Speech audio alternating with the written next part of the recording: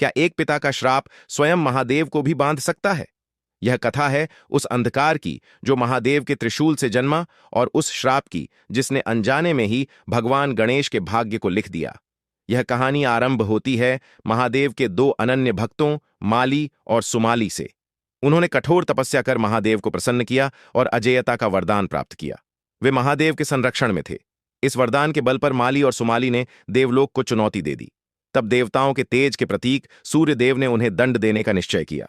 सूर्यदेव ने अपने प्रचंड तेज से माली और सुमाली पर प्रहार किया, जिससे वे मूर्छित होकर गिर पड़े। जब महादेव ने देखा कि उनके द्वारा रक्षित भक्तों पर ही सूर्यदेव प्रहार कर रहे हैं, तो उन्होंने इसे अपने ही वरदान का अपमान माना। उनका धैर्य टूट गया। करुणा प्रलयंकारी क्रोध में बदल गई। महादेव ने सूर्यदेव को चेतावनी दी, पर जब सूर्यदेव नहीं रुके तो महादेव ने अपना त्रिशूल चला दिया। त्रिशूल के उस दिव्य प्रहार से सूर्यदेव की चेतना नष्ट हो गई। वे मृतवत होकर अपने रथ से नीचे गिर पड़े।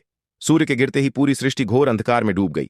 जब महर्षि कश्यप ने अपने पुत्र सूर्य को इस अवस्था में देखा तो उनका हृदय पिता के शोक से फट पड़ा। पीड़ा में भरकर उन्होंने महादेव की ओर देखा और उन्हें श्राप दे दिया। हे महादेव, जैसे आज आपके प्रहार से मेरा पुत्र इस अवस्था में है और मैं एक पिता होकर रो रहा हूं, वैसे ही एक दिन आप भी अपने ही हाथों अपने पुत्र का मस्तक काटेंगे। यह सुनकर देवलोक कांप उठा। कुछ समय बाद महादेव का क्रोध शांत हुआ।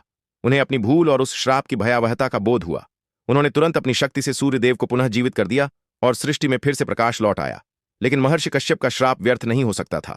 महादेव ने कर्म के अटल विधान का सम्मान करते हुए उस श्राप को स्वीकार कर लिया, और उसी श्राप के प्रभाव से कालांतर में महादेव को अनजाने में ही अपने पुत्र बाल गणेश का मस्तक धड़ से अलग करना पड़ा।